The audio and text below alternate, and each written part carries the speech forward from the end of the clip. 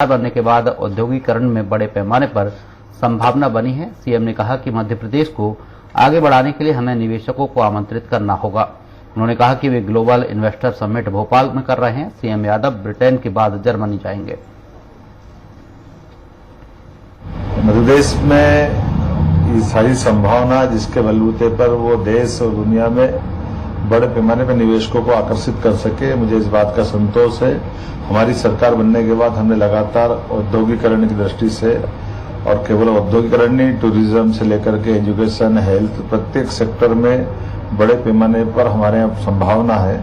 ऐसे में मध्य प्रदेश को आगे बढ़ाने के लिए, आर्थिक सुविधाओं के लिए, खास करके हमारे लिए अपनी जन सुविधाओं को पर्याप्त धनराशि के साथ अगर राज्य में इन व्यवस्थाओं को सुव्यवस्थित करना है तो हमें सभी निवेशकों को आमंत्रित करना पड़ेगा।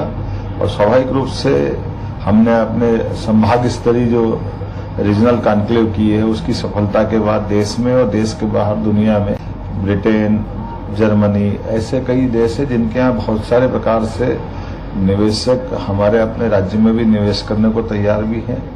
टेक्नोलॉजी है, टेक्नोलॉजी में सभी प्रकार के अलग अलग सेक्टर है जिसमें इसका बड़ा लाभ मिल सकता है। ऐसे में सभी निवेशकों के लिए बेहतर प्लेटफॉर्म उपलब्ध कराने के लिए ग्लोबली जब हम इन्वेस्टर समिट कर रहे हैं भोपाल में, तो हमारा फर्ज बनेगा कि हम हर जगह अपनी बात रखें। और मुझे इस बात का संतोष है कि आज ब्रिटेन में आए, फिर यहाँ से हम जर्मनी जाएंगे, बाकी समय मिलेगा तो और अन्य देश भी जाएंगे, लेकिन मध्य प्रदेश को आगे बढ़ाने के लिए यशस्वी प्रधानमंत्री के नेतृत्व में हम लगातार प्रयास कर रहे हैं। मुझे इस बात का संतोष है, इसकी सफलता भी मिल रही है। मुझे इस बात का संतोष है, आज महात्मा गांधी जी की प्रतिमा पे हमने पुष्पांजलि की है। महात्मा गांधी जी ने आजादी के संघर्ष में एक ऐसे अद्वितीय पराक्रम का प्रदर्शन किया था जिसके आधार पर पूरा देश गौरवान्वित होता है। अहिंसा के हथियार से दुनिया की सबसे बड़ी ताकत अंग्रेज उनको झुका करके देश की आजादी में बड़ा महत्ता रोल उनके अपनी जिंदगी का रहा है। ऐसे में हम सब उनको विनम्रता से स्मरण भी कर रहे हैं और उनके बताए मार्ग पर, अहिंसा के मार्ग के आधार पर देश और प्रदेश को आगे बढ़ाने परमात्मा सक्षम करे, मैं कामना भी करता हूँ। इंदौर के कौशल विकास केंद्र में ड्रोन पायलट प्रशिक्षण का शुभारंभ जल संसाधन मंत्री तुलसीराम सिलावट और पद्मश्री डॉक्टर एम अन्नादुरई द्वारा किया गया, जिसमें 25 पायलटों को शुरुआत में प्रशिक्षण दिया गया। मंत्री तुलसीराम सिलावट ने कहा कि पीएम मोदी द्वारा खेती किसानी में आधुनिकता को बढ़ावा देने की दिशा में लगातार काम किया जा रहा है। इंदौर के कौशल विकास केंद्र से प्रशिक्षण लेकर पायलट ड्रोन जैसी आधुनिक तकनीकी से किसानों के खेतों में दवाइयों सहित कीटनाशक का छिड़काव कर सकेंगे। इस नई आधुनिकता से न सिर्फ किसान आत्मनिर्भर बनेंगे बल्कि किसानों के समय की बचत होगी। क्योंकि एक स्कूल भोपाल में, दूसरा इंदौर में, पीली किस्त 25 लोग तैयार होंगे और वो हमारे अन्नदाताओं को जो आज मजदूर नहीं मिलते हैं, जो उनको दवा छिड़कने में ज्यादा लागत आती है, ये नई तकनीक विकास और प्रगति में अन्नदाताओं को फसल में एक नींव का पत्थर साबित होगा। बागेश्वर धाम के पीठाधीश्वर धीरेन्द्र शास्त्री की हिंदू एकता पदयात्रा देवरी गांव पहुंची। पदयात्रा में शामिल होने बॉलीवुड एक्टर संजय दत्त भी स्पेशल चार्टर्ड प्लेन से खजुराहो पहुंचे, जहां से वे बागेश्वर बाबा की यात्रा में शामिल होने के लिए कार से निकल पड़े। संजय दत्त धीरेन्द्र शास्त्री के साथ यात्रा में शामिल हुए। बाकी उपस्थित हैं, वहाँ पे जरूर उनका साथ दे सकती हूँ और वहाँ पे जा सकती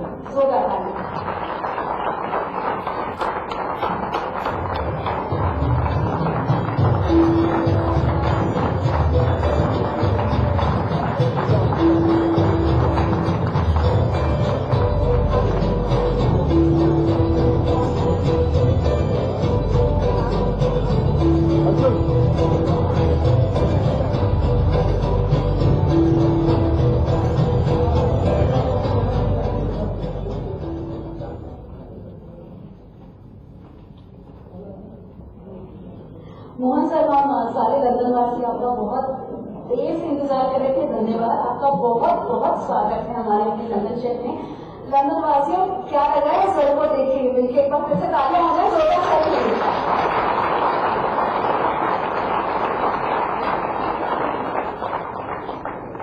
धन्यवाद सर, आपका बहुत बहुत धन्यवाद यहाँ पे आने के लिए। और अब फेलिसिटेशन हम लोग शुरू कर करते हैं तो मैं फेलिसिटेशन के लिए बुलाना चाहूंगी कुछ गेस्ट को।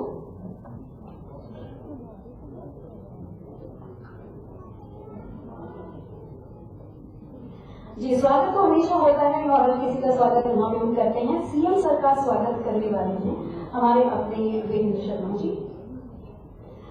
जी, तो अनफॉर्चुनेटली वीरेंद्र शर्मा जी अभी तक पहुंचे नहीं हैं, तो हमारे अपने मनीष आप स्वागत करेंगे। हमारे सीएम सर का जोरदार तालियों से स्वागत करिए। मनीष जो है, मनीष तिवारी, देखो मनीष तिवारी जो है ये फाउंडर मेंबर है फ्रेंड्स ऑफ एमपी, तो इनकी वजह से हम सारे लोग वहां पे बैठा हुए हैं। धन्यवाद मनीष जी।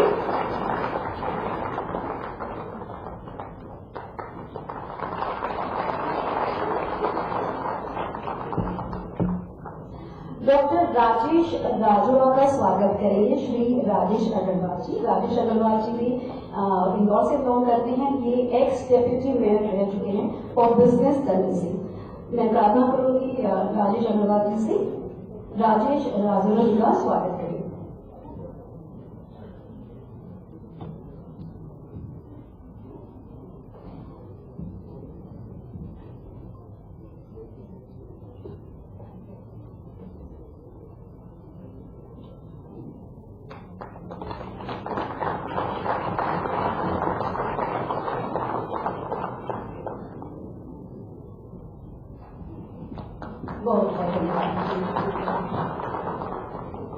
श्री राजेंद्र कुमार सिंह जी का स्वागत करेंगे मनीष तिवारी जी से एक बार। मनीष जी।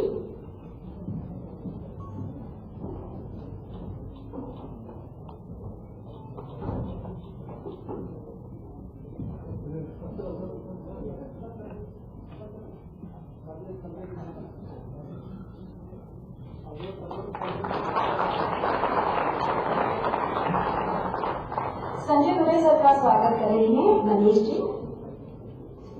धन्यवाद। और स्टेज पे जो हमारे गणमान्य व्यक्ति यहाँ पे और जो उपस्थित हैं, आदित्य प्रकाश सिंह, रोहित दीक्षित जी, आप सभी का मंच पे बहुत बहुत स्वागत।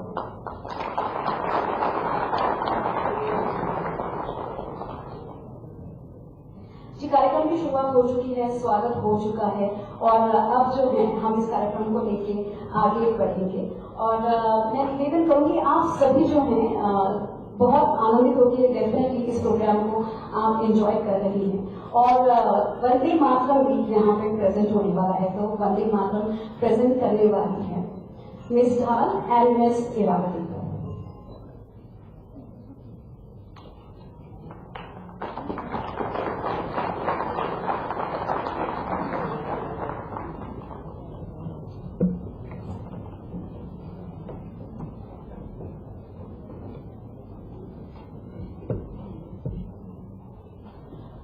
Hello and welcome everyone. CM ji का बहुत बहुत स्वागत again.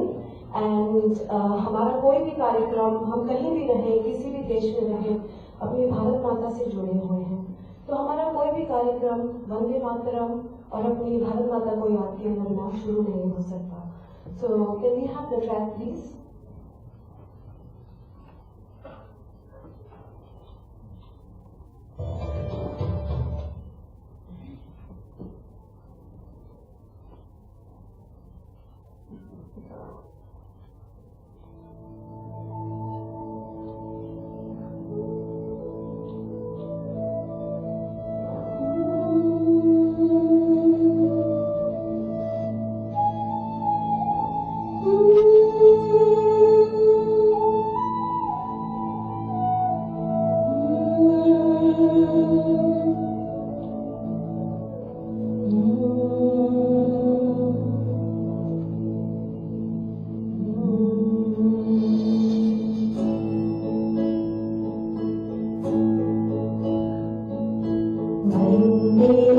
Mataram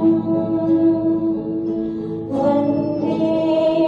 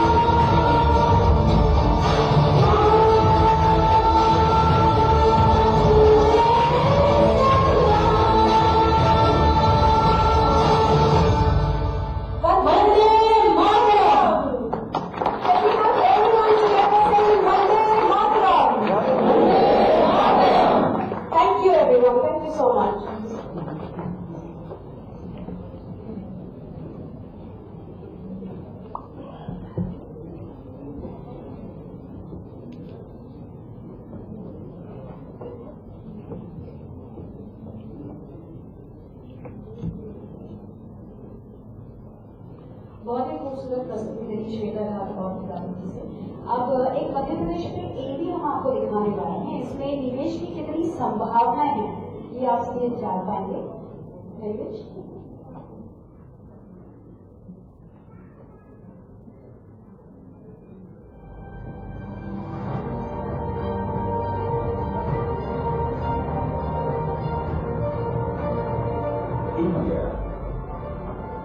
On track to become the world's third largest economy, with GDP crossing $5 trillion under the visionary leadership of Honorable Prime Minister, aspires to reach its goal of becoming a $30 trillion economy by 2047. The state of Madhya Pradesh has taken a lead in fulfilling its bold vision of Vikasit Bharat by 2047. While also accomplishing Chief Minister's vision of Vikasit Madhya Pradesh. Madhya Pradesh is home to over 114 industrial parks, 7 smart cities and 14 proposed greenfield industrial areas. The state has a well-developed multimodal transportation system, including a robust route network of more than 5 lakh plus kilometers. And enhanced air connectivity with 6 airports at Bhopal, Gwalior, Indore, Khajuraho, Jabalpur and Rewa, making it future ready. with a strong focus on education and skill development, Madhya Pradesh offers a well-equipped talent pool that serves as a major driver of growth in the region.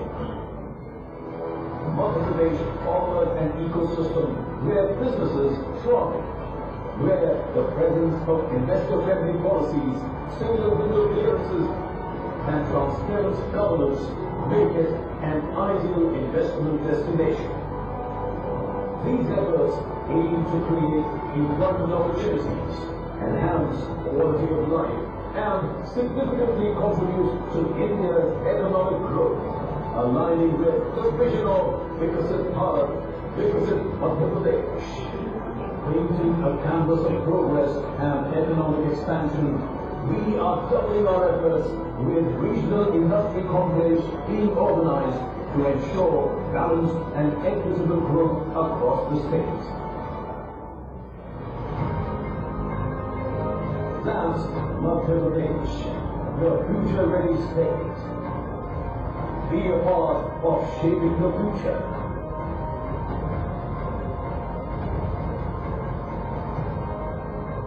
Join us at the Invest Madhya Pradesh Global Investors Summit in February at Bhopal.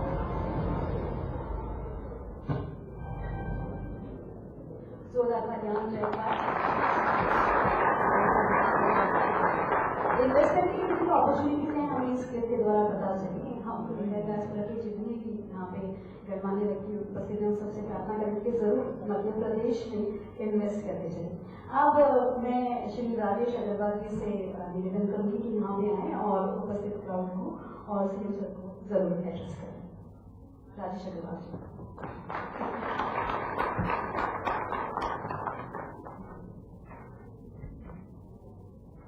जय महाकाल,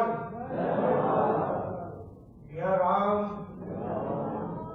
सभी का बहुत बहुत स्वागत है और सबसे पहले तो स्वागत है हमारे माननीय मुख्यमंत्री जी मध्य प्रदेश के मोहन यादव जी जो हमारे बीच पधारे हैं। एक बार जोरदार तालियों के साथ उनका स्वागत करते हैं।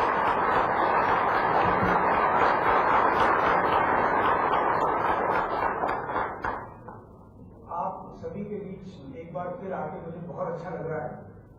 यहाँ पर मैं देख रहा हूँ कई लोगों से मुलाकात हुई कार्यक्रम में आने से पहले। लोग दूर दूर से आए हैं, लंदन के अलग अलग एरिया से आए हैं, लंदन के बाहर से लोग आए हैं। मैं जानना चाहता हूँ यहाँ कोई स्कॉटलैंड से है, कोवेंट्री से आए हैं दूर से, और कहाँ है? कोई लंदन के बाहर से कौन है यहाँ? और कैम्ब्रिज, ऑर्पिंगटन, वॉकिंगहम और बर्मिंघम और लीड्स से आए। तो आपके सम्मान और आपके स्वागत के लिए आपका प्रेम है ये सभी इसका। और लंदन में साउथ लंदन से,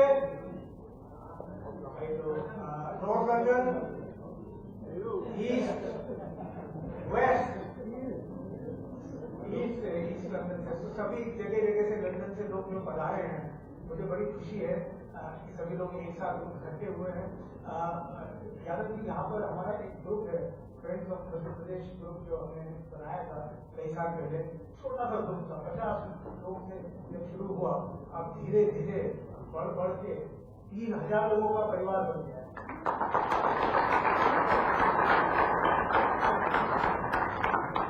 और यहाँ पे हम हमारे रोहित दीक्षित जी जो मंच पर साथी बैठे हैं, ये उसमें बहुत महत्वपूर्ण भूमिका निभाते हैं। और सभी लोगों का जो प्रेम है वो भी एक साथ लेके आया। कभी कभी पोहे जलेबी की पार्टी होती है, कभी कभी दाल पापड़ी की पार्टी होती है।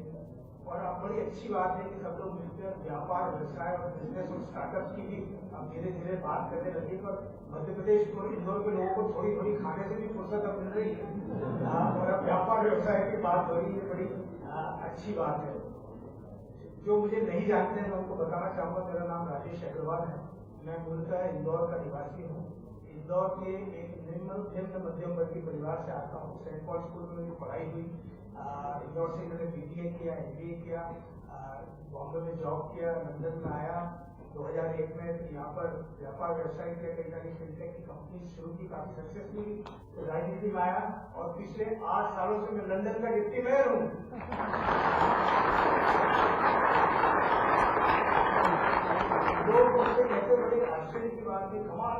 कहानी है कि एक इंदौर की गलियों से कोई निकला और लंदन का डिप्टी मेयर बन गया।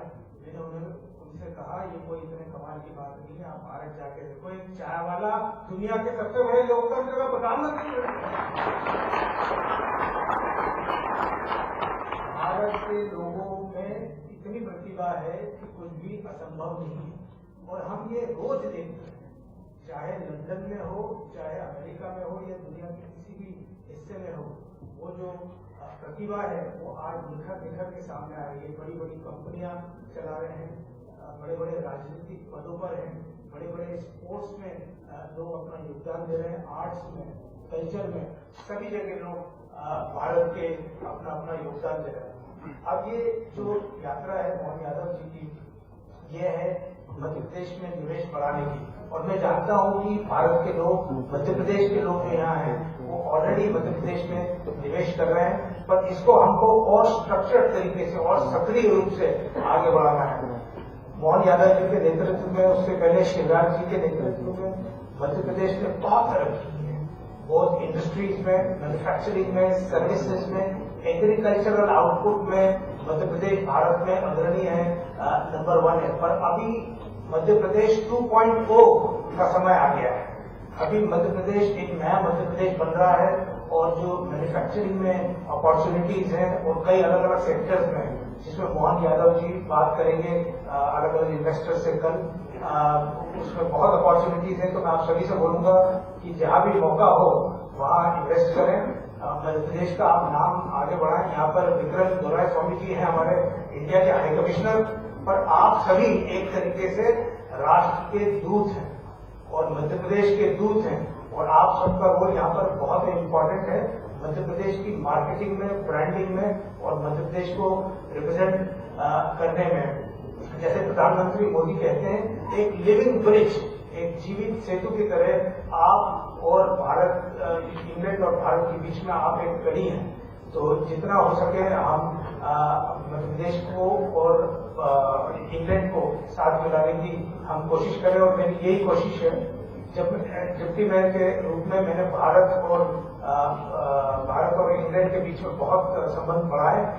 मैं इंचार्ज था लंदन में फॉरेन इन्वेस्टमेंट लाने का, तो मैंने भारत में 3 ऑफिस खोले, दिल्ली में, बेंगलोर में और मुंबई में, और मुझे बड़ा गर्व है इस बात का कि जब मैं डिप्टी मेयर बना था, भारत लंदन में चौथा सबसे बड़ा निवेशक था, और पिछले साल भारत लंदन में सबसे बड़ा निवेशक बन गया।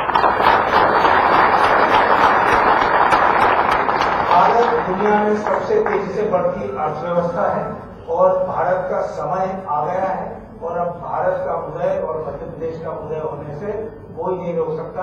और आप सब उस सूर्य की किरणें हैं जो दूर दूर तक पहुंच रही है दुनिया के अलग अलग कोने में, और उसको जगमगा रही है। तो मेरी बहुत बहुत शुभकामनाएं मुख्यमंत्री जी को और आप सभी को भी, और मैं चाहता हूं कि उनकी ये यात्रा अगले 2 दिन 3 दिन है, और फिर उसके बाद भी वो कहीं और जा रहे हैं, वो बहुत सक्सेसफुल हो, और ज्यादा से ज्यादा वो व्यापार और निवेश को बढ़ाए दोनों देशों के बीच में। बहुत बहुत धन्यवाद।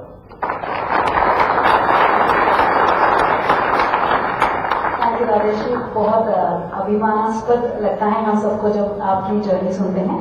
अगली आप लोगों को एक एरिया हम दिखाने जा रहे हैं, उसके पहले एक छोटी रिक्वेस्ट है, अगर आपके मोबाइल फोन साइलेंट पे ना हो तो प्लीज एक बार साइलेंट रख लीजिएगा, क्योंकि चीफ मिनिस्टर सर कुछ ही देर में आपके भाषण देने वाले हैं। उसके पहले आप सभी को हम दिखा रहे हैं एक और एरिया, और ये जो एरिया देखने वाले हैं इसमें आप और हम मिलकर पूरा मध्य प्रदेश जरा घूम के आते हैं, और फिर हमें ये भी ध्यान में आएगा कि जो ये टूरिज्म सेक्टर है इसमें भी इन्वेस्टमेंट्स हो सकते हैं। Mahesh,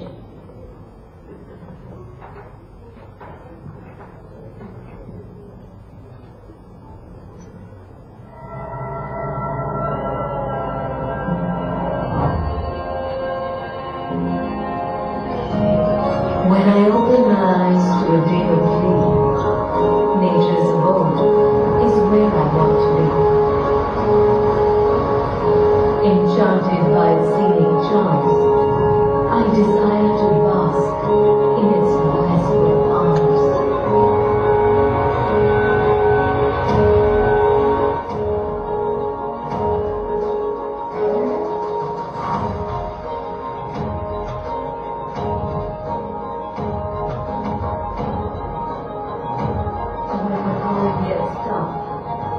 triumph of words. I wish to rejoice my victories amidst the brave and bold. The adventure then unveils, and to the courageous roars and soaring hopes, I bow down and hail.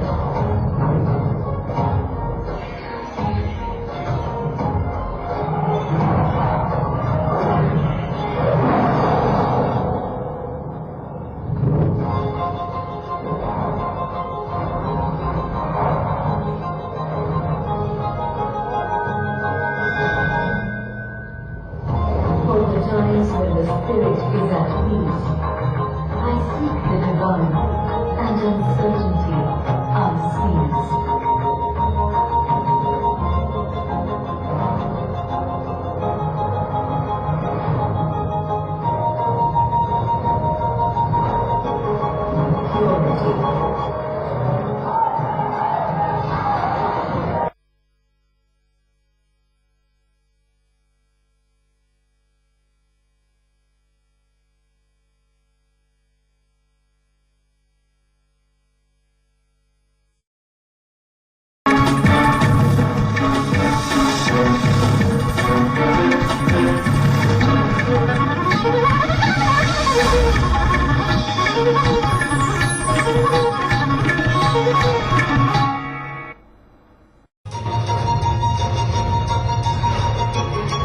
Purity. Purity.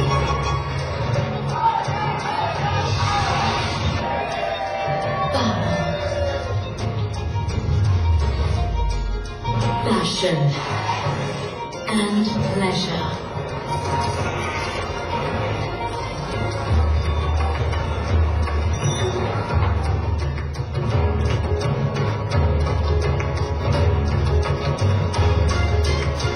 The feelings that reside within are all I want to treasure. Beauty, adventure, peace and culture are my inner core.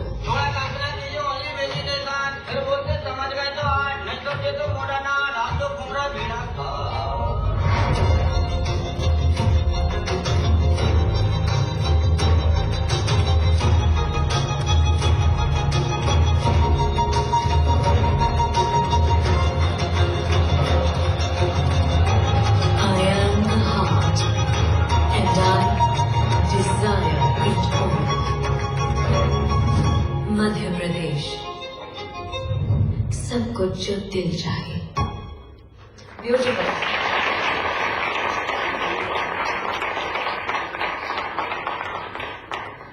समय की नज़ाकत को देखते हुए जो अगले addresses आएंगे उन सबसे मैं प्रार्थना करूंगी कि थोड़े शॉर्ट स्पीचेस रखेंगे.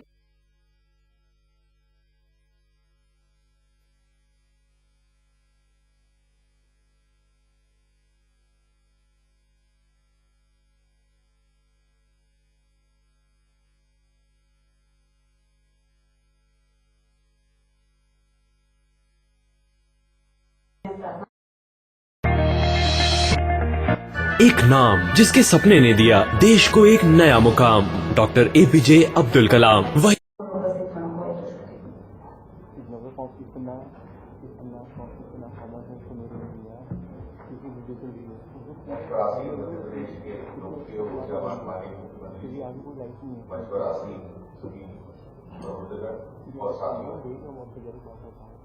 मध्य प्रदेश देश का हृदय स्थल है और मध्य प्रदेश विकसित मध्य प्रदेश विकसित देश की ये महत्वपूर्ण है. जैसा हमारे प्रधानमंत्री जी ने कहा, लिविंग ब्रिज, जो प्रवासी मित्र हैं यहाँ और हमारे देश के लोग हैं, इनके बीच में एक लिविंग ब्रिज की कहानी जो इंग्लैंड के प्रवासियों के लिए है, वो बहुत महत्वपूर्ण विषय है. मध्य प्रदेश के यहाँ पे तो एमपी भी है और करीब 16 लाख भारतीय डायस्पोरा यहाँ है. मध्य प्रदेश 8 करोड़ जनसंख्या का प्रदेश है जो आकार में यूके से बड़ा और जनसंख्या में यूके से बड़ा है. और मध्य प्रदेश के बहुत सारे हमारे साथी यहाँ इंग्लैंड में कई वर्षों से काम कर रहे हैं. मध्य प्रदेश जो है वो सब आप जानते हैं कि देश के हृदय स्तर पर होने के साथ जनसंख्या का प्रदेश है जो आकार में यूके से बड़ा और जनसंख्या में यूके से बड़ा है। और मध्य प्रदेश के बहुत सारे हमारे साथी यहाँ इंग्लैंड में कई वर्षों से काम कर रहे हैं। मध्य प्रदेश जो है वो सब आप जानते हैं कि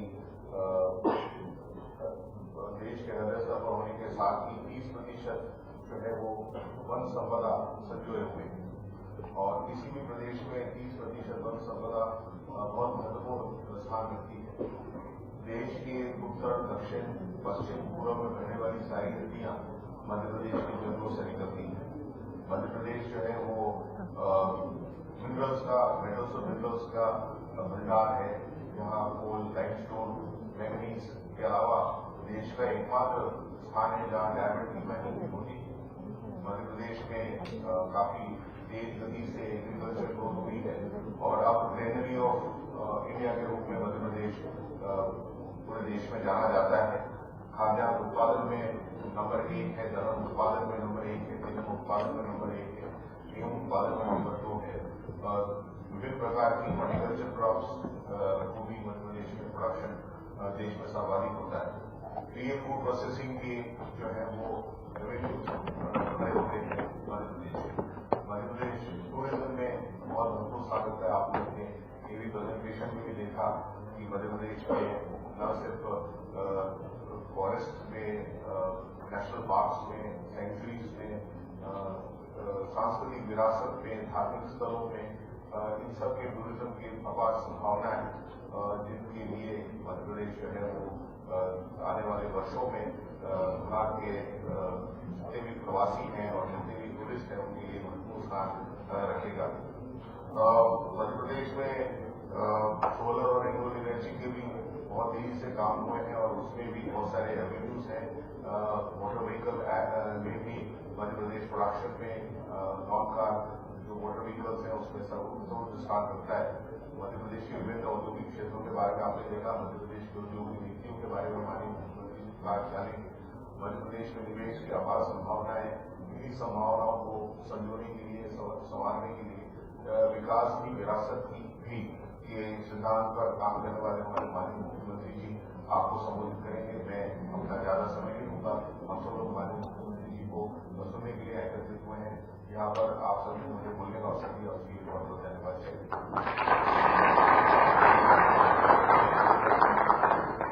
धन्यवाद राजेश जी। अब मैं मनीष तिवारी जी से निवेदन करूंगी कि वो यहाँ आए और सारे उपस्थित को एड्रेस करें।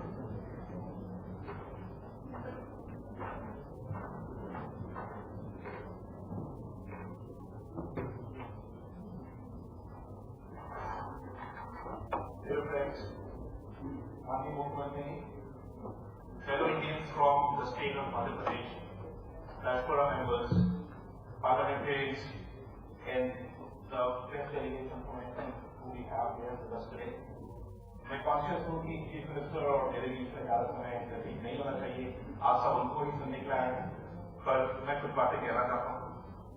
जब मैं इस कंट्री में नया था, मैंने उस पुलिस कंट्री, तब बहुत सारे ऑर्गेनाइजेशन थे, मोस्टली गुजराती, पंजाबी, कुछ साउथ से भी, और कभी कभी मुझे रोटेशन मिलता था, मैं वहाँ पे जाता था। तो इस दिल में एक कसक होती थी कि काश मध्य प्रदेश के बारे में भी कोई ऑर्गेनाइजेशन होता, कुछ यूनियन होता, जहाँ पे हम उसी भाषा में बात कर पाते।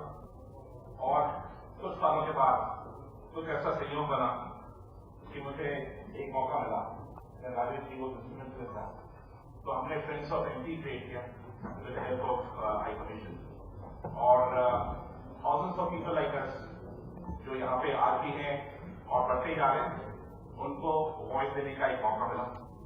ये एक छोटी सी बात लगती है, लेकिन इतनी छोटी नहीं है, क्योंकि सोशल मीडिया के जमाने में, आज के जमाने में हम सबको वॉइस चाहिए। जो दिखता है वो, जो दिखता है वो दिखता है, तो आपको पता ही हम इन मार्केटिंग तो मुझे वो बिल्कुल अंदाज है कि जो हमारी आइडेंटिटी है वो कितनी इंपॉर्टेंट है। So my friends, Madhya Pradesh जो है वहाँ पे सिर्फ मध्य प्रदेश के लोग नहीं होते, वो सारे इंडिया के लोग आके बसते हैं, कोने कोने से लोग आके बसते हैं और मध्य प्रदेश के हो जाते हैं। यही एक खूबसूरत बात है मध्य प्रदेश की। It's like the heart of India. India का दिल है, और जब वो बाहर जाते हैं तो उनके अंदर वो मध्य प्रदेश की आइडेंटिटी होती है, और सिर्फ वो पूरी इंडिया की आइडेंटिटी भी लेके चलते हैं, वो रिप्रेजेंटेशन होते हैं इंडिया का एक माइक्रोकॉस्म होता है। So that's why I say Madhya Pradesh, dill of India. Looking at all the friends assembled here, मैं कुछ बातें कहना चाहता हूँ कि तकरीबन 2021 और 2024 के बीच में यहाँ पे क्या हुआ है, पोस्ट ब्रेक्सिट कोविड के बाद तकरीबन 531,000 people have made UK their home from India. तो आपने नंबर बोला राजा साहब, तो आपने जो नंबर बोला वो बढ़ गया है। So that was 1.8 million before the census, and now it stands at close to 2.3 plus million. और इस 531,000 people who have come here, ये सारे इंडिया से आए हैं, पर तकरीबन उसमें से 70,000 लोग मध्य प्रदेश से भी आए हैं। तो एक फैक्ट और ये सारे लोग डॉक्टर्स हैं, IT में हैं, एजुकेशन सेक्टर में, सारे इंपॉर्टेंट सेक्टर्स में हैं, सारे चीज तो हैप्पी हैं। पर अब ये बताना चाहता हूँ कि निखिल राठी जो FSA के चेयर है, जो यहाँ की बैंकिंग प्रणाली को चलाते हैं, वो भी इंदौर से हमारे स्टेट के हैं। तो ये हमारे लिए गर्व की बात है। It is reflected of the global aspirations of the state and young people. हम ग्लोबल हैं, and now we are here to conquer the whole world, starting with London. So friends, you are here from everywhere, from London, from Glasgow, जैसे राजेश जी ने बोला, from east, from west, and you are very welcome here. I just want to say one more thing, which is about the tourism industry. I've lived there, I've seen different parts, चाहे वो पचमढ़ी हो, चाहे वो खाना किस्ती हो, जबलपुर हो, या फिर भोपाल हो, I've lived in all these places. और ये कहना चाहता हूँ कि उससे खूबसूरत इंडिया में शायद इतनी डाइवर्सिटी और इतना डाइवर्स लैंडस्केप शायद कहीं भी नहीं है। जो टेम्पल्स हैं खजुराहो के, उससे बेटर टेम्पल्स में कहीं और देखेंगे, it's a fact.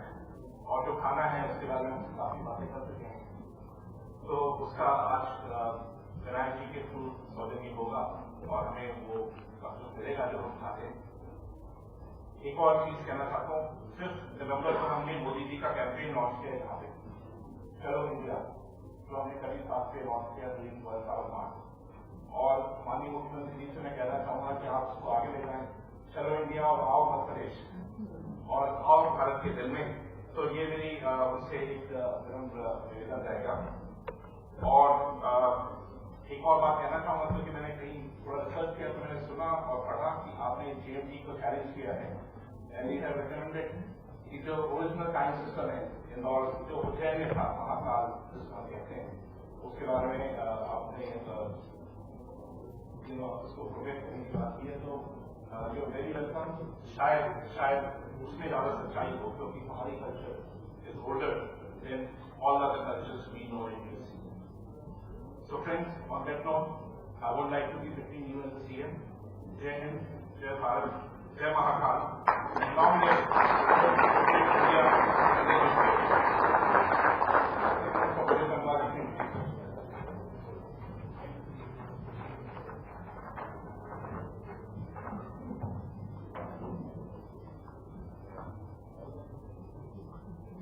Good evening, everyone.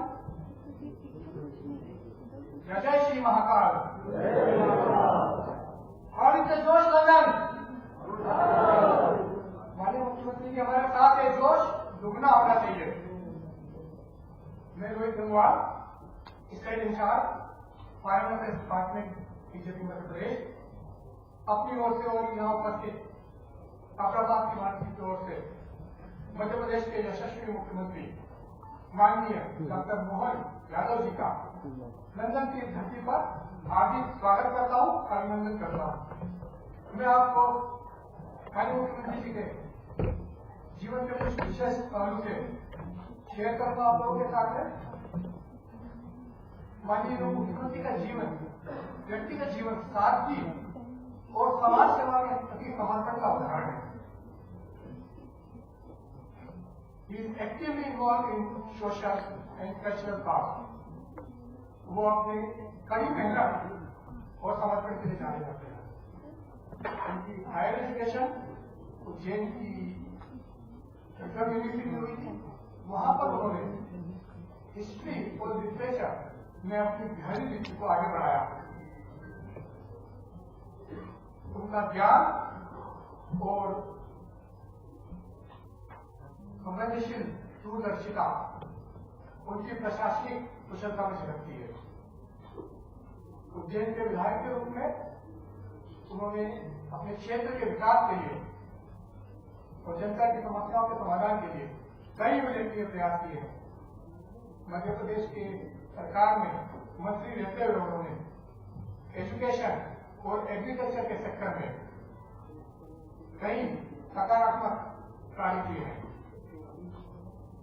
इसके अतिरिक्त उज्जैन विकास कार्यक्रम के अध्यक्ष रहते हुए उन्होंने उज्जैन को नई दिशा देने की पहल की है। मध्य प्रदेश के मुख्यमंत्री के रूप में आज वो प्रदेश को एक नई ऊंचाइयों पर लेके जा रहे हैं। आज यहाँ उपस्थित इंडियन डायस्पोरा माननीय मुख्यमंत्री के विचारों और अनुभव को सुनने के लिए उत्साहित है। मैं माननीय मुख्यमंत्री जी से यही कहना चाहूंगा कि सोना जब है आग में तपता तभी तो वो है कुंदन बनता, और संस्कार अगर अच्छा है मिलता तभी तो सच्चा मार्ग दिखता। तो ऐसे तब तक सुंदर हुए हमारे सरकारी मुख्यमंत्री को मैं आमंत्रित करूंगा कि हम सभी को अपना मार्गदर्शन दें। और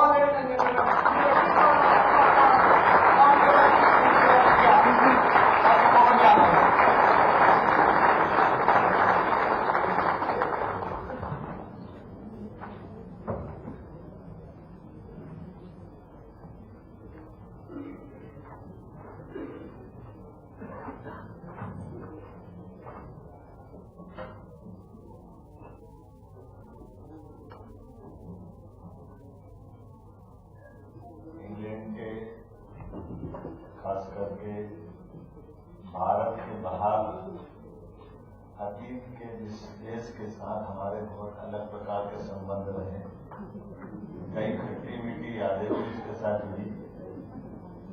गंगवार जी ने बात करते करते मैं डर रहा था कि बोल क्या कह रहे, मरवानी दे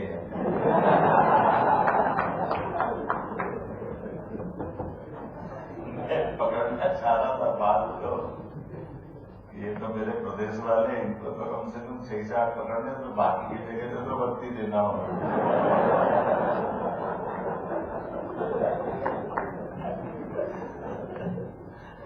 आज के इस कार्यक्रम में मध्य प्रदेश के प्रवासी और फ्रेंड्स ऑफ एमपी के साथ रॉयल नेशनल कार्यक्रम में इस मंच पर विराजमान मनीष तिवारी जी, गंगवार जी, हमारे डिप्टी मेयर साहब राजेश अग्रवाल जी,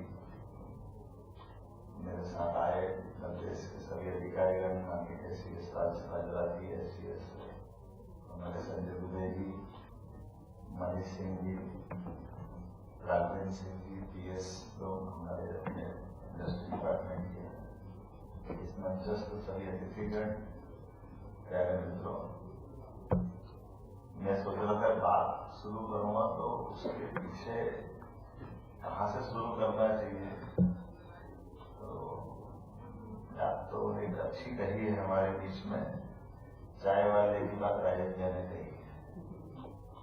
तो ये बात भी सही है कि यशस्वी प्रधानमंत्री का अपना विजन, उनका काम करने का तरीका, और अब ये हम देश में तो अपने लिए 56 इंच का सीना लेके बात करते ही करते, लेकिन मजा तो तब आता है कि विदेश से भी वो डबल ध्वनि से बात आती है कि दुनिया में कोई नेता हो तो नरेंद्र मोदी जैसा हो, या हमारे लिए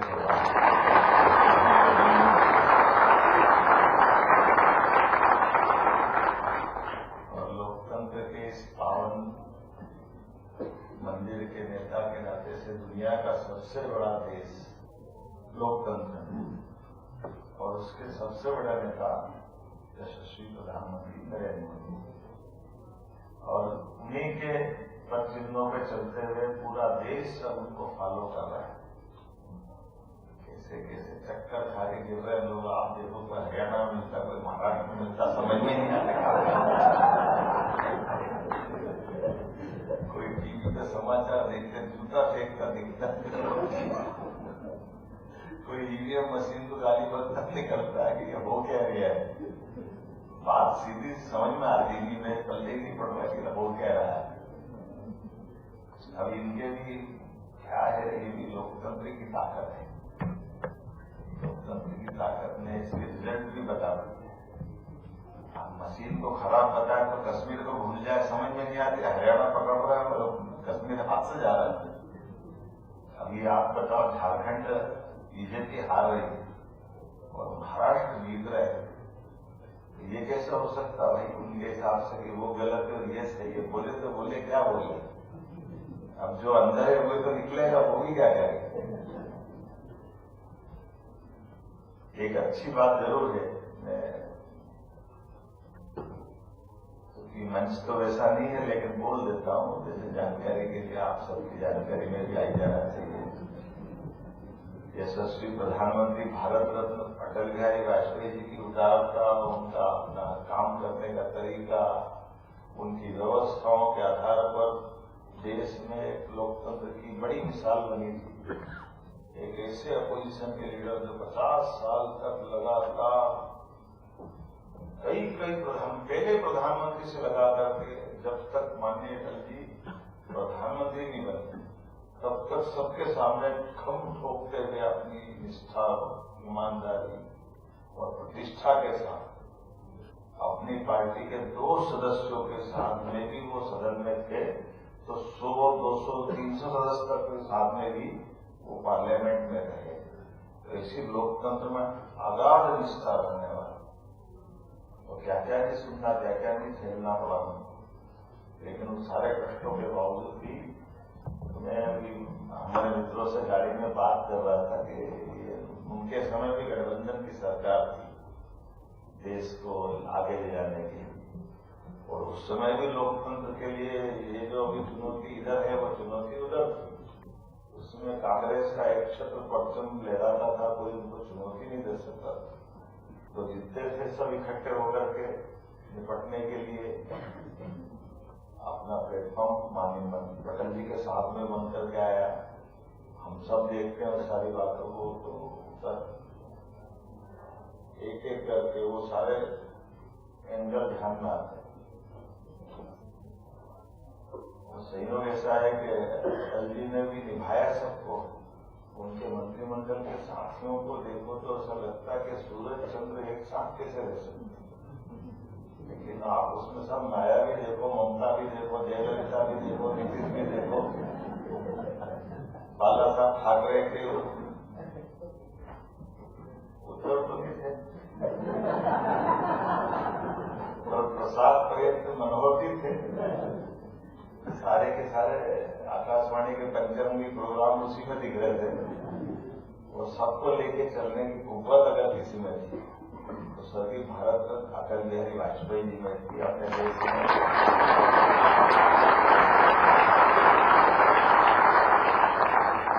लोकतंत्र की खूबसूरती भी थी।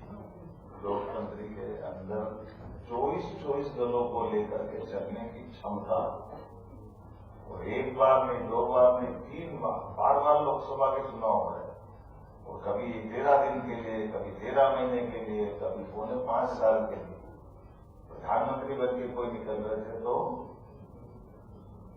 अटल जी निकल रहे थे।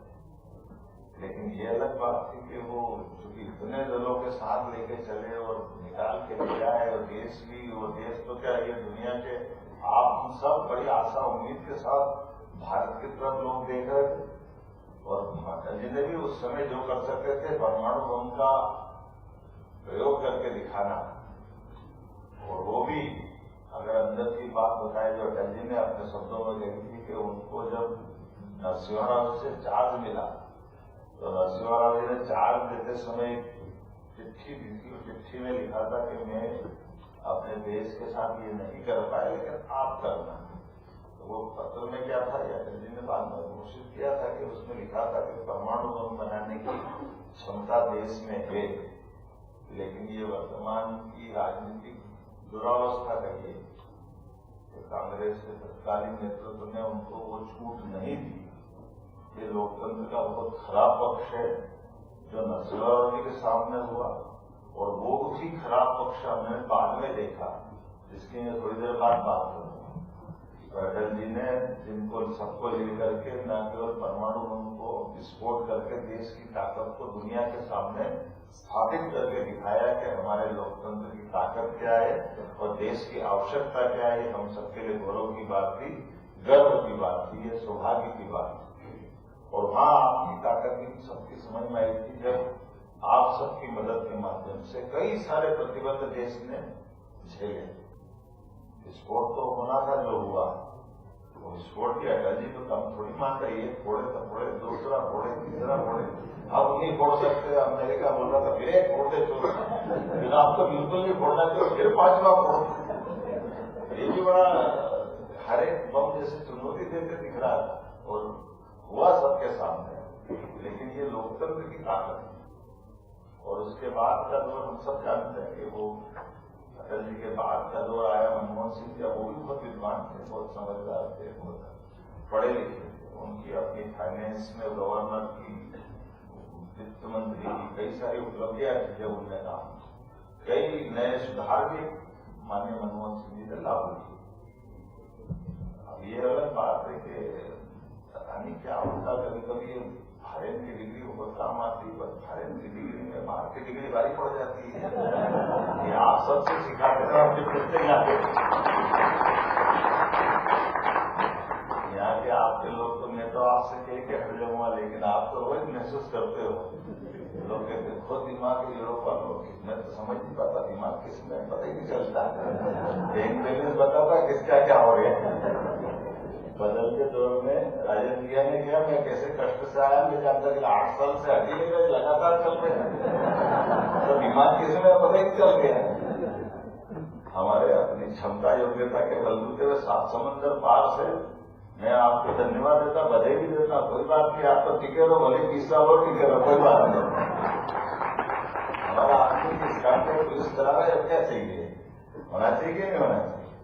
अपने पदों पे आकर के पद को सार्थक करना ये मामूली बात नहीं होती, क्षमता योग्यता से होती है। लेकिन मैं जो बात कहना चाह रहा था वो ये कि वो महत्व की बात है जो अपने सबके लिए समझने वाली।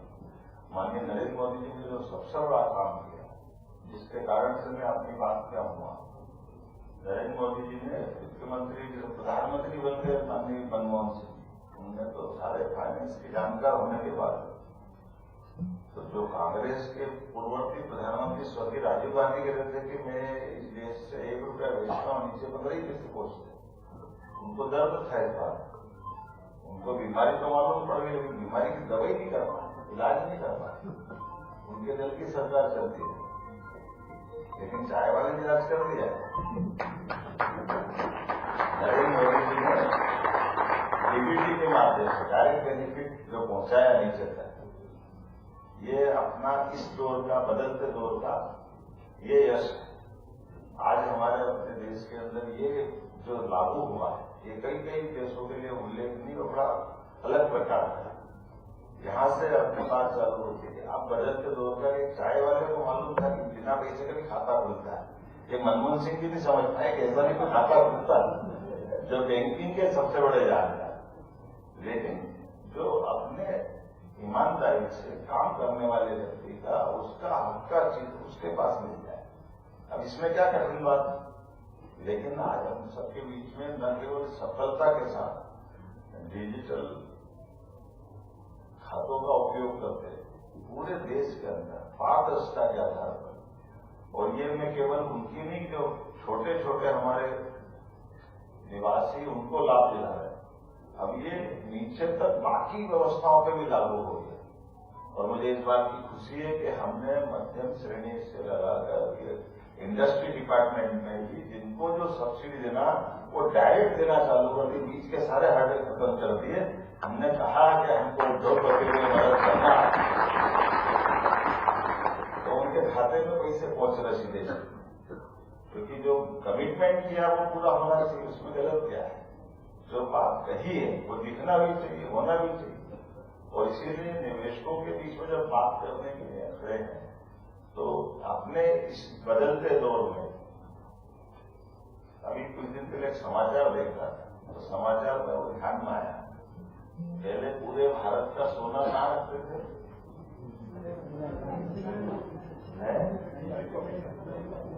हाँ, कितने टन था?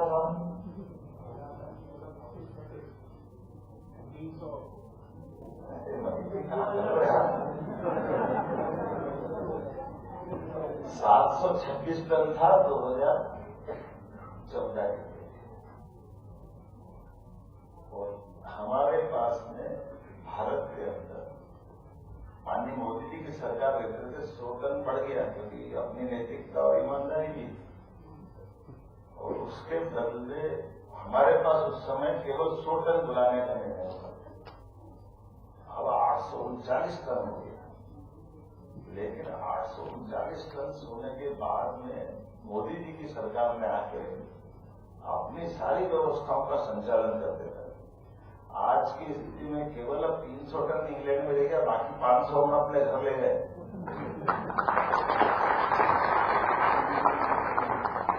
तो ये जो धन ले जाना या सोना ले जाना, ये कोई संकेत दे रहा, आप अगर इसको समझोगे ध्यान में आएगा। बदलते दौर में बदलती वैश्विक व्यवस्थाओं में हमारे अपने लोगों को ये संकेत में कुछ डरा नहीं रहा किसी को, लेकिन कुछ तो है।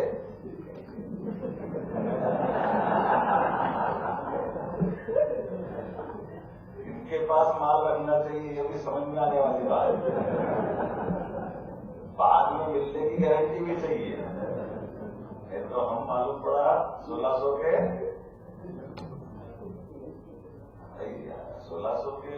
1800 2000 समझ में आए। लेकिन कोई भी आदमी अपना घर बार छोड़ करके अगर यहाँ आया है तो वह अपने व्यापार व्यवसाय को बढ़ाने तो आए ही ना। प्रवासी आया तो क्या के लिए आया? हमारे काम को, हमारी मेहनत की धनराशि को सहेजने के लिए, संभालने के लिए, भविष्य की हमारी चुनौतियों के लिए, आने वाली पीढ़ी के लिए मेहनत कर रहे। अपना घर कौन छोड़ता है? कोई ऐसे छोड़ता है? लेकिन अगर अपना घर छोड़ रहा है तो घर छोड़ने में ये गारंटी भी तो रख रहा है कि मेरे अपने द्वारा किए गए काम का प्रतिफल भी मेरे को मिलना चाहिए कि नहीं मिलना चाहिए। तो मैं दान धर्म करने तो नहीं आया लंदन, और आए भी हो तो दान धर्म की इच्छा से करो ना, लुटाने के लिए थोड़ी करो। दान के समय देने का भाव, हमारा हाथ ऐसे होना चाहिए, ऐसे नहीं हो जाए जब खड़े कैसे हो जाए। तो इसमें उसमें बहुत फर्क है। तो मैं आज के दौर में खास करके सरकार के माध्यम से जो काम अपन कर रहे हैं, उन व्यवस्थाओं में यशस्वी प्रधानमंत्री के नेतृत्व में सभी सरकारें काम कर रही हैं, और सभी सरकारें डबल इंजन की सरकार के नाते से काम कर रही हैं। और हमारे लिए मुझे इस बात की प्रसन्नता है कि अपने विभाग में, हर एक विभाग में, अभी यहाँ जितने हमारे CSI ये तो आई नहीं, अभी आपको लघु फिल्म दिखाई होगी। प्रत्येक क्षेत्र में हमने अपने इंफ्रास्ट्रक्चर पे काम किया कि हर नीचे से नीचे तक, गांव से गांव तक सड़कें बनाए, बिजली की पर्याप्त पूर्ति करनी। लैंड में अब छोटे छोटे मसले, जैसे उदाहरण के लिए हमारे अपने टेक्सटाइल के, या अभी आपके साथ बैठे होंगे, कौन बैठे? प्रतिभा सिंटेक्स, जरा हमारे शिरीष चौधरी जी खड़े हो जाए। आप में से कोई गारमेंट्स का काम करता हो तो मैं बताना चाहूँ, वो गया जमाना जब कपास हमारा कोई ले जाते थे, हम केवल कपास का उत्पादन करते थे। ये मूलतः गुजरात के हैं, है ना सुरेश जी? अभी उज्जैन में ये 4 महीने पहले एक फैक्ट्री का लोकार्पण कराया मेरी अपने क्षेत्र में। आप बताइए, प्रति लेबर 5000 रुपया महीना इंसेंटिव सरकार देगी, कपड़ा ये बनाएंगे, बेचेंगे, ये लाभ ये कमाएंगे, लेकिन रोजगार परक उद्योग है। इसलिए सरकार इनकी फैक्ट्री में काम करने वाले लेबर का बाकी का पैसा ये देंगे, लेकिन 5000 रुपया 10 साल तक हम कमिटमेंट करके दे रहे हैं।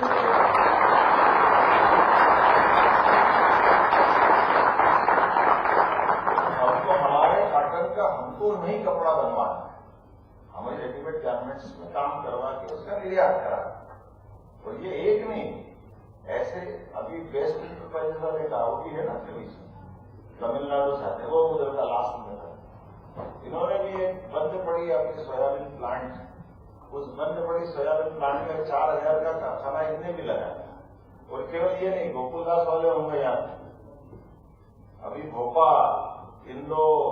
उज्जैन लगातार हर जगह, और केवल ये नहीं, ऐसे दूसरे सेक्टर में, आईटी के सेक्टर में हमारे वैसे सभी कल आपको बताएंगे अलग से, हमारे टूरिज्म का सेक्टर, आप अपनी टूरिज्म की लैंड बैंक हम सबको बता रहे हैं, टूरिज्म के माध्यम से भी आप इन्वेस्टमेंट करिए, टूरिज्म के माध्यम से भी हम अलग अलग प्रकार के, ये नहीं, ऐसे दूसरे सेक्टर में, आईटी के सेक्टर में हमारे वैसे सभी कल आपको बताएंगे अलग से, हमारे टूरिज्म का सेक्टर, आप अपनी टूरिज्म की लैंड बैंक हम सबको बता रहे हैं, टूरिज्म के माध्यम से भी आप इन्वेस्टमेंट करिए, टूरिज्म के माध्यम से भी हम अलग अलग प्रकार की सब सुविधा दे रहे हैं।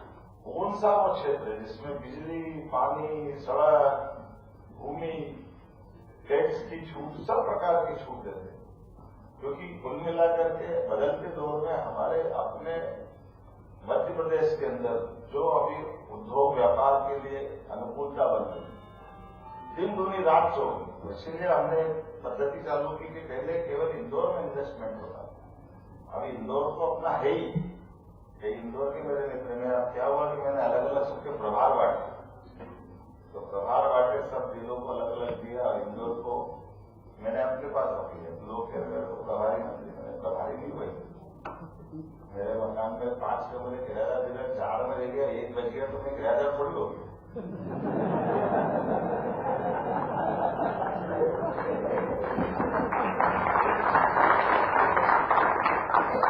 तो खाली रखा है, तो खाली रखा मतलब इंदौर वैसे भी इंदौर स्वच्छता में आगे है, व्यापार में आगे है ना राजेश भैया, इंदौर किस बात में आगे, तो मैं ऐसे एक पत्रकार से इंटरव्यू लिया, उसने कहा भी है देखो इंदौर स्वच्छता में आगे, व्यापार व्यवसाय में आगे, आबादी में आगे, दूसरे सारे काम धंधों में आगे, कला में, संगीत में, साहित्य में, सब में आगे। और बोले आप संयोग से क्या 230 विधानसभा में सीएम भी नंबर 1 की सीट पे बैठता, तो आपने बोला अपने पास रख लिया तो आप भी इसमें आ गए, तो आप इंदौर को आपने सब इन्वेस्टर सबमिट कर दी, तो आप इंदौर में क्यों नहीं कर रहे? तो मैंने कहा इंदौर में नहीं कर रहा मतलब, तो इंदौर सब में आगे, तो मैंने कहा मेरे को मालूम, इसलिए तो सबको इंदौर बनाना, हमको क्या तकलीफ है, बोले मध्य प्रदेश को इंदौर बनाना है, इंदौर भी मध्य प्रदेश में तो है, तो इंदौर के साथ बाकी चीजों में भी सब क्षेत्रों में चले, इसलिए हमने सभी संभाग केंद्रों पर अपने में से ग्वालियर वाले कौन कौन है हाथ खड़े करना। अब आप बताओ, ग्वालियर के अंदर तो इन्वेस्टर सबमिट करता था पहले, तो ग्वालियर में भी भाषण दिया, ग्वालियर वाले तो बाकी बंधु आए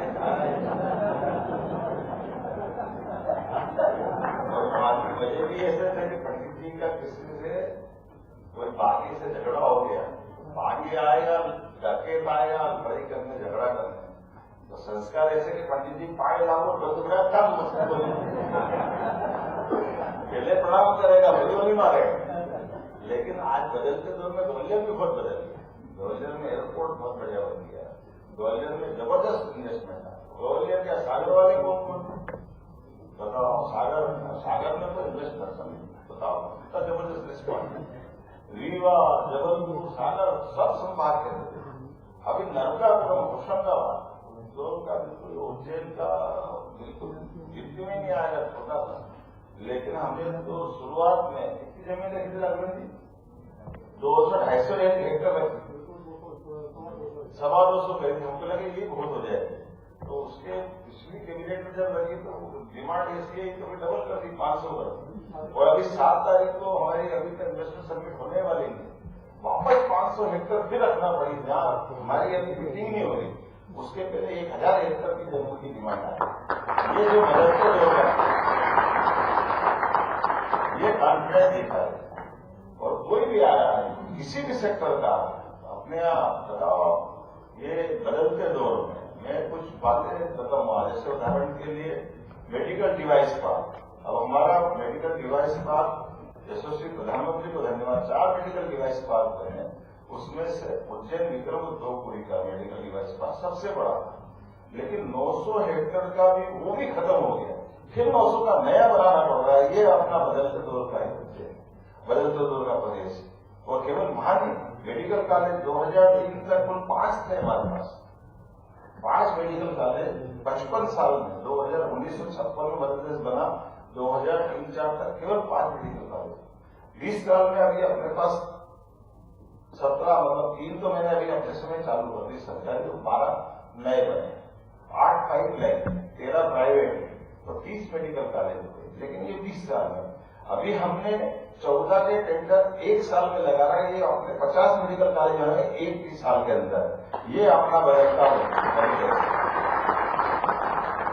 55 प्राइवेट यूनिवर्सिटी बनती, 55 एक्सीलेंस कॉलेज, सभी जो नई शिक्षा नीति के बंधु के माइनिंग के अंदर भारत सरकार ने सबसे पहला पुरस्कार अगर दिया, इतनी पारदर्शी से सभी माइनिंग की खदानों का नीलामी करने दी, और उतना ही नहीं सभी प्रकार के सेक्टर, और भगवान इसकी जैसी नियत वैसी बरकत भी देता है। अब पन्ना में बाकी मिले तो मिले, लेकिन अब ये सोना भी मिल रहा है, 2 माइनिंग की खदानें मिल गई मध्य प्रदेश के। अब हम तो कभी कल्पना नहीं करते, कोयला ही मिलता था, बहुत सारा सीमेंट के पत्थर मिलते थे, लेकिन अब सोना भी मिल रहा है। और वो जिधर जो निकालना चाहो, ये जबरदस्त रूप से चारों तरफ से अनुकूलता है। टूरिज्म का सेक्टर अभी आपने देखा तो मेरे को लगा जैसे कूदता ऊपर से ऐसा लगता है कि देखना भी बचा देना कि कुछ अंत नहीं हो जाए, लेकिन वाकई में टूरिज्म के सेक्टर में सभी प्रकार की इतनी संभावना है। हमारे लिए हमने कहा टूरिज्म का भी सभी, और उसमें मेडिकल टूरिज्म भी आ है। मेडिकल टूरिज्म भी अपने आप में बड़ी बात है, लेकिन हमारा भंडारी जी इंदौर में अरविंदो मेडिकल कॉलेज उनकी यूनिवर्सिटी नहीं बनेगी, 55 प्राइवेट यूनिवर्सिटी बनी, उसमें से भंडारी जी की। अब मुझे नहीं मालूम कि यहाँ छोटे मोटे ऑपरेशन वगैरह में क्या चल, इंश्योरेंस कंपनी लंबा टाइम लेती है, जल्दी इलाज नहीं करती, क्या सकता है।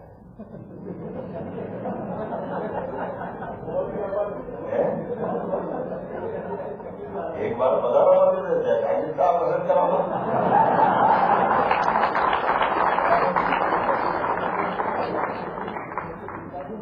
आप है ना, और बिल भी आधा बनेगा, 1/4 देखो आने जाने का खर्चा, महाकाल के भगवान के दर्शन अलग, दस्मार्ती करा के भेजेंगे, इंद्र के पॉइजन नहीं खिलाएंगे। तो बदलते दौर में कितनी सारी चीजें बदल रही हर जगह। तो कुल मिलाकर के समय की नजाकत समझते हुए आप सबको निमंत्रण इस नाते से दे रहा हूं, यहाँ भी कामकाज करो, ये बढ़ाओ, इसको कम करने की जरूरत नहीं है, लेकिन अपने पैसे का सदुपयोग और साथ में आवश्यक सावधानी, इसके लिए जरूरी है कि आप अलग अलग सेक्टर, बहुत सारे सेक्टर, अभी समय थोड़ा कम पड़ गया, मेरा दूसरे भाषण लंबा हो गया, लेकिन अब टेक्नोलॉजी की दृष्टि से, फार्मास्यूटिकल्स की दृष्टि से, इंजीनियरिंग की दृष्टि से, बहुत सारी चीजों में कई सारे सेक्टर में आप सबके लिए बड़ी संभावना। मैं बाकी आंकड़े देख रहा था तो मुझे ध्यान में आ रहा था कि हमारे यहाँ 1.9 मिलियन भारतीय यूके में निवास बड़ा आंकड़ा है, और यहाँ तो अभी बड़ी संभावना है कि बड़े पैमाने पर बाहर के लोग आकर निवेश करें।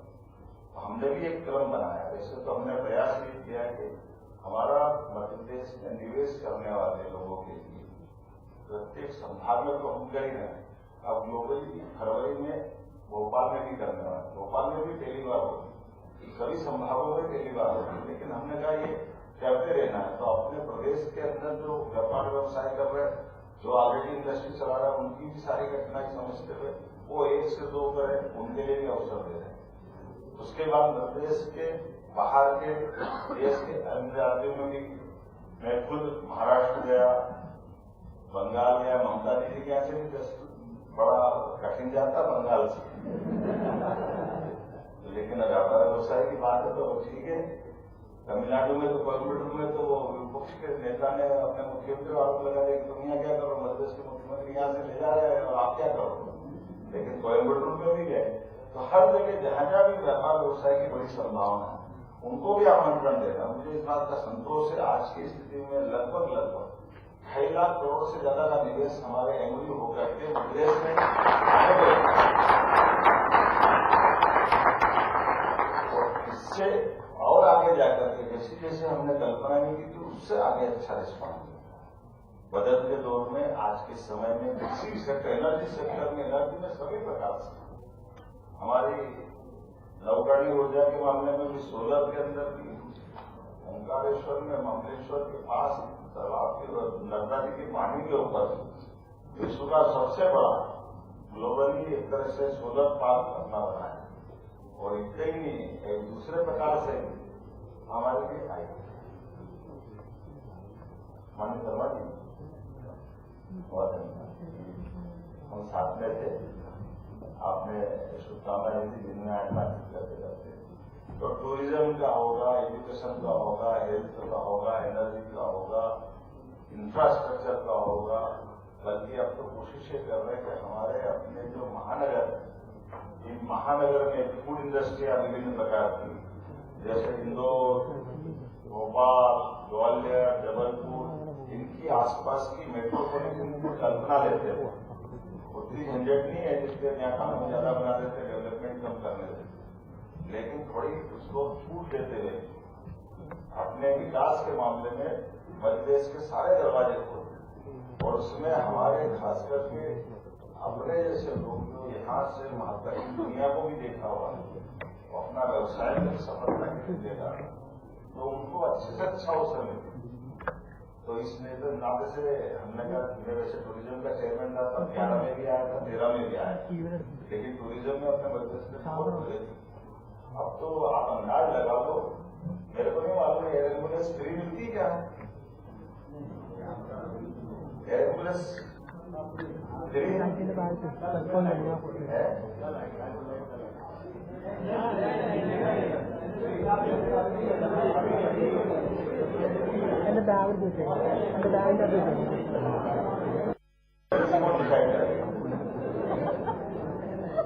इमरजेंसी डिसाइड करने का कोई तो होगा, जो कॉल करे सब हो जाएगी।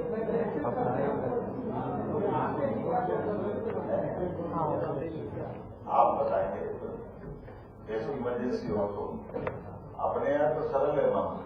मध्य प्रदेश में हमने बदलाव किए, बदलाव ये है कि केवल आयुष्मान कार्ड लिया और आयुष्मान कार्ड हमने अधिकतम लोगों के बनता है।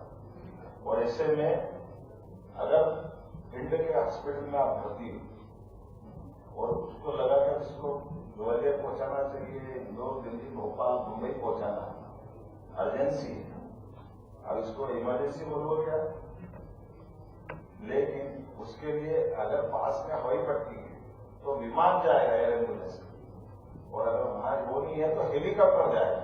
ये अपनी सरकार ने निःशुल्क व्यवस्था कर दी पूरे प्रदेश में। हेलीकॉप्टर की जरूरत नहीं, व्यक्ति की जान बचाना ज्यादा जरूरी है। हमारे लिए एक एक आदमी की जान जरूरी। ऐसे ही जगह हमको मालूम है एम्बुलेंस तो ले जाती है हॉस्पिटल, लेकिन बॉडी अगर कोई कारण से शरीर छूट गया तो बॉडी को पहुंचाने की व्यवस्था नहीं। हमने कहा कोई बात नहीं, आप प्रत्येक जगह कॉल करने पर वो गांव पर भी ले जाएगा। ये तो समाचार अपन देखते, कोई ठेले पे, कोई हाथ में, कोई हिस्से पे ले जाते थे, बड़ा खराब दृश्य लगता था समाचार सुनते थे। हमने व्यवस्था कर दी, उसके लिए सरकार एम्बुलेंस से बजाय 100 वाहन से उसकी व्यवस्था करवा जाए पूरे प्रदेश में। किसी भी ऐसी कोई अवस्था नहीं है। हॉस्पिटल अगर खुलेगा तो एक 20 करोड़ का हॉस्पिटल अगर खुलता है तो 20 करोड़ के हॉस्पिटल में 5 करोड़ सरकार उसको अपने तरफ से अनुदान देती है। 100 करोड़ के होटल डालता है तो 100 करोड़ के होटल में अगर वो कन्वेंशन सेंटर है तो 40 करोड़ सरकार माफ है, केवल 60 करोड़ में 100 करोड़ के होटल। ये लगातार हर जगह प्रमोशन करने के लिए उसके पीछे भाव ही है कि हमको आगे बढ़ना है, तो हमको हमारी सब प्रकार की सहूलियत देकर के ये सब अनुकूलता बनाने की जरूरत है। इसी प्रकार से फूड इंडस्ट्री की बहुत सारी बातें बता सकता हूँ, लेकिन आज तो आप सबको मिलकर के बात करने का आनंद लेना था, तो हमने चलो आपके दर्शन भी करता हूँ और इस अवसर पर व्यापार व्यवसाय की थोड़ी जानकारी हो जाए। अगर अलग अलग सत्रों में विस्तार से बात करने का मौका मिलेगा तो मुझे लगता है कि आज के अवसर पर इतना देना पर्याप्त है। जय श्री माता।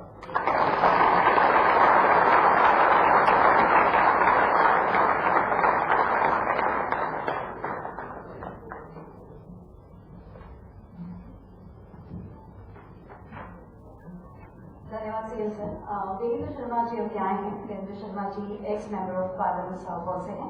मैं उनसे निवेदन करूंगी कि 2 शब्दों में जो भी आप कहना चाहें इस पूरी सभा के लिए जरूर कहिएगा। Thank you sir.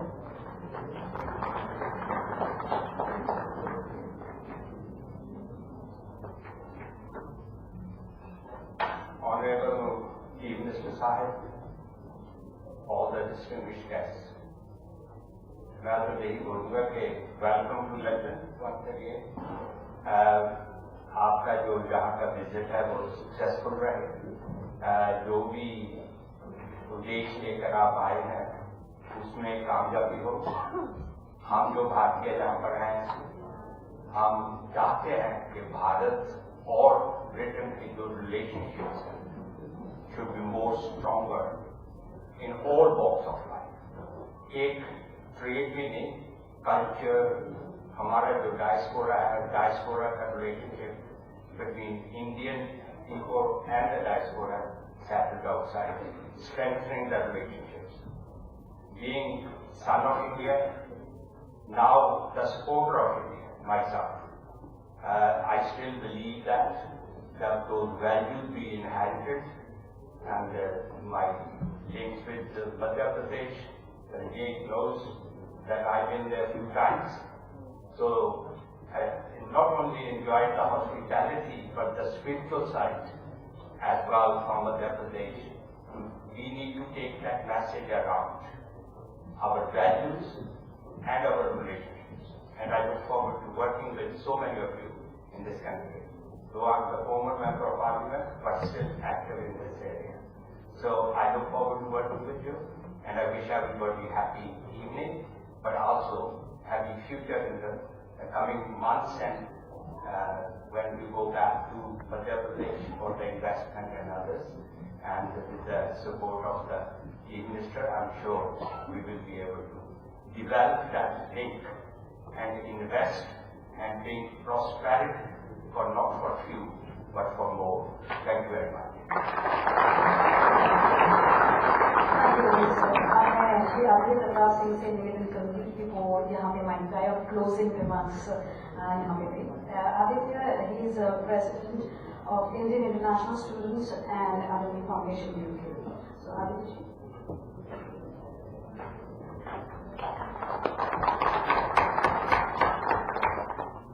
नमस्कार सभी को। दिल ने खुशी के नए तराने गुनगुनाए हैं। एक खुशनसीबी हमारे आप यहाँ आए हैं। वह रही प्रगति की धारा जहाँ ऐसे मध्य प्रदेश की झलक आप दिखलाए हैं। आदरणीय माननीय मुख्यमंत्री डॉक्टर मोहन यादव जी का मैं बहुत बहुत स्वागत करता हूँ, अभिनंदन करता हूँ। हम सभी आपके बहुत बहुत आभारी हैं। आज आप हमारे बीच उपस्थित हुए हैं।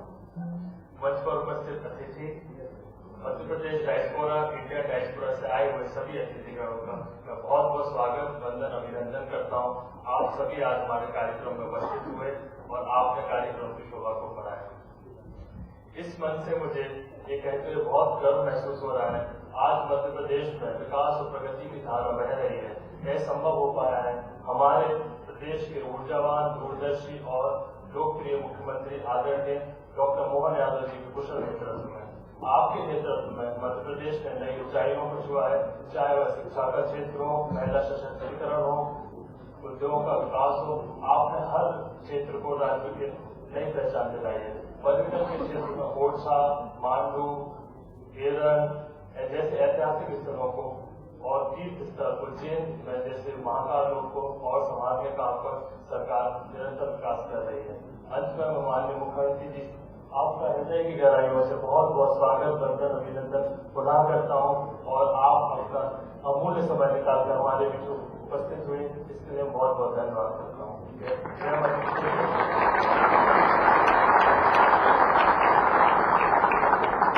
Thank you. आप सभी का तहे दिल से धन्यवाद। आप सभी यहाँ पे आए हैं और सर बहुत बहुत धन्यवाद। आपसे मिलने का मौका हम सबको मिला और सारे एमपी वासी यहाँ पे हैं, तो एक बार सब मिलकर जरा साथ में बोल देते हैं, भारत माता की, भारत माता की, भारत माता की। Thank you sir. और